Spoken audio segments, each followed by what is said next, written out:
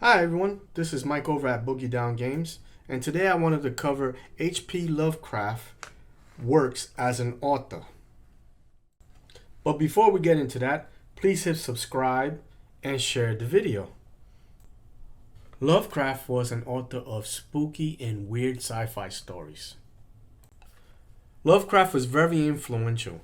Even today, the latest example is Lovecraft Country. I like the show. Other movies such as The Thing, The Reanimator, and much more really showed the genius of Lovecraft. But that genius did not come without its caveats. Lovecraft was burdened with a lot of trauma. His father went insane, then later died, I believe of syphilis. His mother was the epitome of a helicopter mom, and then their family lost their fortune, which shaped Lovecraft into the author that he became. He was traumatized so much so that he modeled his creatures, monsters, gods, and characters after those fears. He wrote some remarkably spooky stories that were a combination of weird, sci-fi, and horror. But why were these stories so spooky, so interesting, and so much fun to read? It's because Lovecraft dwelled into cosmic horror. The idea of cosmic horror is that humans are insignificant creatures in this huge universe. A universe full of creatures with such intelligence that humans can barely understand them. About his racism, I'm really not going to get into it, but I'm just going to state one fact. The fact that racism is fear, and he did use that in his stories, and other authors did as well at that time, such as Robert E. Howard and everybody else.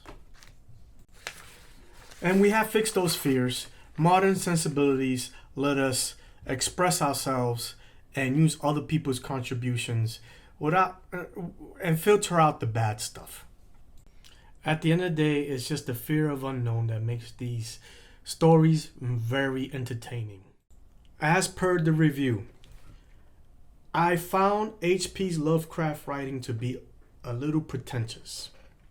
He does use a lot of words, even for his time, that weren't rarely used or just lost in time. Okay, which is kind of cool, but as a kid growing up in the 70s and there's no internet and you have to grab a thesaurus and a dictionary just to understand his writing was kind of tedious. But as I grow older, I see his genius. I see his contribution to sci-fi, horror, and weirdness, and I think is really, really cool. Now, that being said, I do prefer the authors that came after H.P. Lovecraft. Those authors, I believe, they put more modern sensibilities into his story, made the stories easier to read and easier to love. Now, the other problem I have was his protagonists. They're all freaking wimpy. God, are they wimpy. Yeah, I understand. It makes the story even more scarier when the protagonist is not able to do things. But I think he went a little bit too far. Like, everything turns you insane. If you read a book, it's such a cursed item that you go insane. Even when you shoot creatures, the guns don't do anything to the creatures. Things like that. I believe maybe a little bit. Now, we swing the pendulum all the way to the other side. We have Robert E. Howard, which was H.P. Lovecraft's friend, the creator of Conan the Barbarian. Now, he made Conan like almost undefeatable. You know, and his stories, Conan was in the Cthulhu world, mythical world, but in a different timeline, or maybe overlapped or something like that.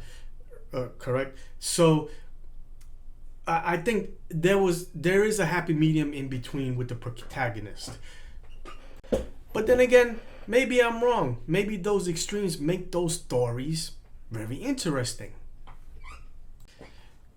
I will rate H.P. Lovecraft at 8.5. reason why I can't give him more is because for beginner readers, it is kind of hard to read his stories. But other than that, he's great.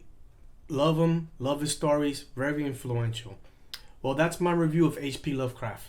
Thank you. Come visit us again.